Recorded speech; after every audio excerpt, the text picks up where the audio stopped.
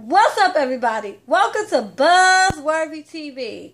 And I'm the girl, Lady T. And tonight we are talking love and hip hop Atlanta, y'all. So let's get into it. Okay, so the episode starts off with Rashida and Kurt. Kurt got Rashida blindfolded and he taking her on the drive and she like, man, what the fuck is this? But he was like, babe, chill, I got a surprise for you. And all this time, I can't stop looking at this motherfucker's Adam's apple. Like, it don't even look like an Adam's apple. It look like a freaking milk dud. Like, Kurt, do something about that. They got a procedure where they shave Adam's apples. FYI, I'm just saying. But anyway, so when they get to their destination, he pulls up in a mall in Bankhead and they enter, a store. And she's like, what is this? Can I take off the blindfold? He's like, yeah. And when she take off the blindfold, and she's like so amazed, that he got the store for her and everything. And she is so freaking happy. And I was like so proud of Kurt or whatever. But the funny thing was when he was talking about how he got her this store in the mall, he was like, yeah, I know I put Rashida through a lot. We're lying about the apartment with Ashley Nicole. I'm like, nigga, you got a laundry list of shit that you done put her through. So while the store is off the chain, this the least you can do. Because you, like I said, you got an ongoing list. Like, it could be an alphabetical order twice. Okay? Of all the shit you done did to her. So that's the least you can do is finally get her freaking store. So anyway, after that, we got Jasmine and Scrappy. Scrappy is meeting up with Jasmine because Jasmine's feeling some type of way. She like, look, I don't know if you know, but I just met up with Mama. She's talking about we going shopping, but we end up at this bridal store, and she telling me her and Ernest get married in a couple weeks. And on top of that, she got Bambi and Erica in the wedding. And so I'm like, what the hell is going on? And even Scrap is like, man, okay, I know Ma Dukes is up to some mess because she know me and Erica, we ain't on the best of terms. And on top of that, Erica and the Bams, they don't get along at all. So, I don't know what type of mess she on, but I know she in some mess. So Scrappy gonna talk to her and try to figure out what the hell is going on. And then after that, we got Jocelyn. She is meeting up with this organization called Gay Boyhood. And it's basically a non-profit organization that reaches out to the LGBT community. And she's going to be performing at the event. This is something that she's doing for herself that's not involving Stevie. And, she gets to talking about her life, talking about how she grew up in a very dysfunctional situation. She grew up in the gutter in Puerto Rico. She had needles in her foot. And, she started stripping at the age of 14. And when she told her brother, her family and all that she like girls, they kind of flipped out on her. And then she started like crying like, I'm just so glad that I can do this for y'all and I can tell my story too. Because, she bisexual. She like men and women. So this is a chance to give her, to tell her story and to give back to the LGBT community. I'm like, okay, girl, go for what you know. I ain't mad. Okay, so then we move on to Kalina and Tony. They are meeting with a counselor because that Kalina has been struggling with postpartum depression. And basically, she tells the counselor, like, her greatest fear is that her son won't get the best opportunities in life. Like, she's working really hard so her sons can have everything that they need and they want. She want to build a different life for them than she had. And, you know, that's why she pours everything into her music. And right now she feel like she at a standstill. She feel like she can't have both. She was like, a lot of people be like, it's either your music or your baby. She was like, no, for me, it's my music for my babies. You know? And I feel her on that. So she's struggling with that, and that adds on to her anxiety. And basically, you know, the counselor tells her that, you know, she's dealing with postpartum and that she's dealing with what a lot of African American women deal with, which is that superwoman complex. And I agree with her. Like, a lot of us feel like we have to do it all. I mean, I don't even have no kids, and I feel like I have to do it all. I mean, I got 3 jobs. When my little sister was younger, I felt like I had to be a surrogate mother to her. My dad, he lost his leg. I felt like I had to make sure everything was, you know, good in his world. So I understand that. So anyway, after that, we got Bambi and Scrappy. Because Scrappy is going to where Bambi is at. I don't know if it's a like salon or nothing, because all I know is she just playing this hair to show Momma Dee for her wedding. Like, I don't know what the hell she do. All I know is that she got a hairline. She sell fake hair. That's all I know. So they meet up, and basically Scrappy is like, yo, you a part of Ma Duke's wedding and you couldn't even tell me? Well, she was like, look, I thought you knew. I mean, this is your mama. I'm thinking you her son, and she would have told you that, hey, they about to get married or whatever. And he like, man, this shit is crazy. So then Momma Dee shows up, and he lets her know, like, look, I talked to Ernest, and I gave Ernest y'all, you know, my blessing for y'all to get married and explore your relationship, but I didn't think it was going to happen overnight. And as far as Erica, you can kill that because we ain't even cool no more. Because come to find out after Imani's birthday party, all that shit that they was trying to settle out of court in regards to the child support, all that shit went to hell in a handbasket. So he ain't fucking with her no more. Matter of fact, he tells Momma Dee, look, if Erica's there, and you can forget about me being there. And you know, Momma Dee gets into her feelings, like she's crying, like, look, you know I had no daddy, like the daddy that you trying to be for Imani, and I need you there. So now, this whole situation with Scrappy and Erica has put Momma Dee between a rock and a hard place. Okay, then we move on to Jessica and Margo. So they meet up because they want to talk about this remix for Start a War, which my heart is breaking. I like that song a lot by Margo. Start a War, I have had that on repeat, and I can't even tell you how many times. I really like that song. I'm really feeling it. And the fact that they gonna potentially have Jessica nickel quarter dime, whatever the fuck she want to call herself, stake it up, it's pissing me off. I'm sorry, it's just pissing me off. It's just so disrespectful. It's so disrespectful. It's so disrespectful. Anyway, so they getting together to talk about the remix or whatever. And they get to talking about Mimi. And Jessica lets Margo know about the shit that happened with her and Tiffany Fox. And telling her that, look, Tiffany let me know that she ain't only working with Jazzy Faye, but she working with Stevie. She got Tiffany working with all the people that I'm supposed to be working with. And again, Jessica, this is your fault, not Mimi. So stop twisting it around and making it Mimi's fault. It is your fault.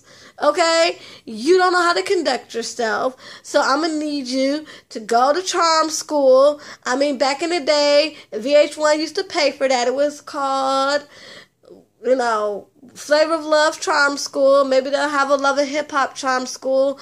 I don't know. But if they do, you need to be the first one to sign up for that shit. And then maybe somebody would want to work with you.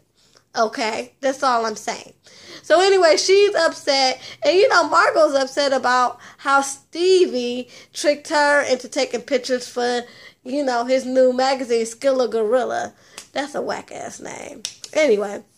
So they decided that, hey, while Mimi thinking that she's going to be booking Jessica for a show, Margo's going to come out there. So, they thinking like, since Mimi think that she can have one up on everybody, they're going to have one up on her. And then after that, we got, oh my God, we got like the Four Stooges, y'all, a.k.a. Scrappy, Tony, Kurt, and Stevie. They all out there playing golf and shit. And y'all, let me tell you, it is so weird to see Scrappy and Stevie cool again. Because all I keep thinking about is, ain't nobody gonna make no money in the A. I remember that from season 1. So every time I see them cool, I just keep thinking about where Scrappy was like going off the junk when they got into it. But anyway, they all sitting up there catching up and talking about their women problems. And, Scrappy and Kurt let Stevie know, like, hey, I seen on Instagram that your girl Jocelyn is doing this event for Gayborhood or whatever, and they show in the Instagram post, and he like, man, she said that she wasn't working with nobody that I know, and I clearly know this person in the picture. And he was like, you know what, that's all right, because you know what they say. I gave her the cars, the house, the music life. And you know what they say? The Lord giveth and the Lord taketh away. And I'm like, here we go. Okay. So then we got Erica and Rashida. Rashida is so excited about the new storefront. So she had to share it with her girl, Erica. So they get together and, of course, Rashida let her know, like, girl, let me tell you what Kurt did. He blindfolded me, and I was like, what the hell is this kinky shit? And then, next thing I know, we pull up to this storefront. And, Erica's happy for her and everything. And then they get back to talking about Momma Dee. And she lets her know that, look, Momma Dee told me she was getting married, and not only should she invite me to the wedding, but she want me to be a bridesmaid. And I don't know about all this. And Rashida said the right thing. She was like, girl, Momma Dee is trying to create a moment. She gonna have a horse carriage and all that. She's trying to create a royal moment. And I agree with that. She just want everybody to be in place. She just got a fantasy mentality. Like, she live in a delusional world, so you kind of just got to play along. That's all. So, anyway, after that, we got Stevie and Jocelyn. Now, let me tell y'all, I don't know how I feel about this whole situation, because they be going through major shit, and they act like they don't see each other, but y'all married, living in the same house. Y'all ain't even married and separated or none of that bullshit. Y'all ain't even doing the Nico and Margo shit, where y'all separated and live in separate, apartments or houses or whatever the fucking case may be. Y'all live in the same house, but it seems like y'all don't never see each other. Y'all never know what's going on with the other person. So he's saying that he ain't really been talking to her ever since she said that she was going to be working with other producers, and he been trying to stay on his side of the house.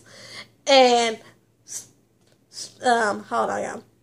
So Jocelyn goes to his side of the house looking all sexy and shit, and he tell her, like, look, I went fishing.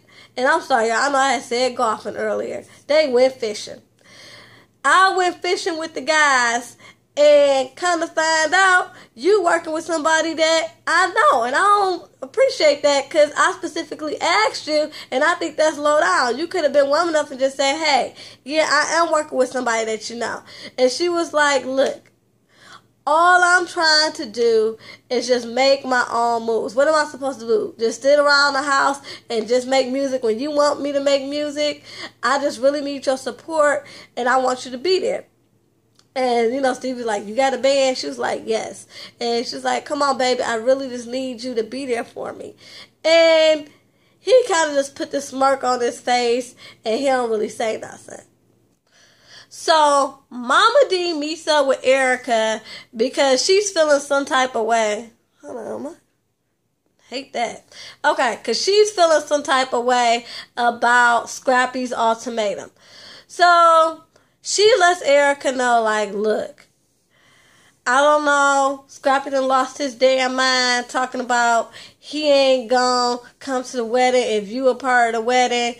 And I don't understand this. He talking about you in the immediate family, but I'm like, she was immediate family when she had a positive pregnancy test. And I'm like, I understand that. I come from a lot of extended family. I do. My family, thank God, have always been adults. Thankfully, because my parents were adults, I had the privilege of having 2 fathers, my biological father and my stepdad, 2 mothers, my stepmother, and my biological mother. And my mother embraces my little sister by, a relationship that my dad had after they had got divorced. And so I've been blessed. I haven't had all them dang on complications growing up. I mean, it wasn't perfect, but I didn't have that complication. My parents would get into it, but it was never a situation where I couldn't see my daddy and all this BS. And they really good friends right now. They just can't ever be married ever again in life. But anyway, so she's like, I just can't believe this. And Erica, she feels as though, look, I don't want your day to be ruined, and out of respect for you, I'm going to step down. And, Momma Dee is like, okay, thank you. I can't believe he's making me choose, both of them. She's talking about Scrappy and Jasmine. They've always made me choose throughout my whole life, and I'm just sick of it. I just want to do me. And I understand that because it does become a time where, we all got to live our own life and do what makes us happy. And so I feel Momma Dee's pain. She really wants her kids to be there, but at the same time, it's like they need to grow up and let her do what she needs to do. So anyway, after that, we got Jessica and Carly. They meet up at a shoe store, and Jessica lets Carly know that, hey, her and Margo went in the studio, they working. And Carly's like, wait a minute, y'all working? She's like, yeah, girl, we out here, we hungry. And if we both hungry, ready to work, why shouldn't we be working? She was like, well, how's Mimi gonna feel? And Jessica's like, fuck Mimi, okay? She ain't did shit for me. She doing everything that she said she was gonna do for me with Tiffany Fox. So fuck her and the horse she rode in on. She was like, matter of fact, I got something for that ass. That event that she booked for me, I'm doing it with Margo. And so Carly was like, damn. She was like, this is going to be some shit. She was like, what you perform? She was like, start a war. She was like, girl, you not only going to start a war, you gonna start a war, right?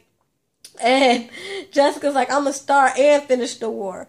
And I'm like, oh my God, here come the fireworks. So we get to Jessica and Margo's performance. Mimi is excited because even though a lot of people aren't feeling Jessica, she sees something in her. So she's proud that, she set up this performance so she can show everybody Jessica's potential. She even got Stevie to show up. And, he's like, you asked me to be here. I'm going to support you. And, he's feeling like, though, look, on the strength of Mimi, I'm going to hear her out. Maybe I got a track for her. Maybe I don't. And I'm like, good for you, Stevie. Everybody need a chance. Everybody need a chance. So just hear her out. I feel you, Stevie. So anyway, they sitting there and Jessica comes to the stage. And I was like, again, no! What the Like, oh my God, this is why I didn't want this shit with you and Margo. You look like a $2 whore. Your titties all out. They had to blur the freaking screen. And then oh my God. Oh my God. No, no, no, no, no, no. Okay. So, sorry, y'all. It was just terrible. Just terrible. So, she gets on stage. It was like, hey, y'all. You know, so happy to be here. I want y'all to give it up for my girl, Margo. And Mimi's face fell to the freaking ground. And I'm like, this was some fucked up shit because I didn't want Jessica to have any part of anything that Margo was doing because I fucks with Margo. But you got Mimi way better than Stevie J called himself getting back at Nico. So props up to y'all because all Stevie got was some pictures of Margo that he can't even fucking use. Y'all about to set Mimi all the way the fuck off with Margo performing on a performance that she set up for Jessica. So, kudos to y'all. So, anyway, that's where the episode ends. So, don't forget to rate, comment, and subscribe, y'all. And until next time, peace and love.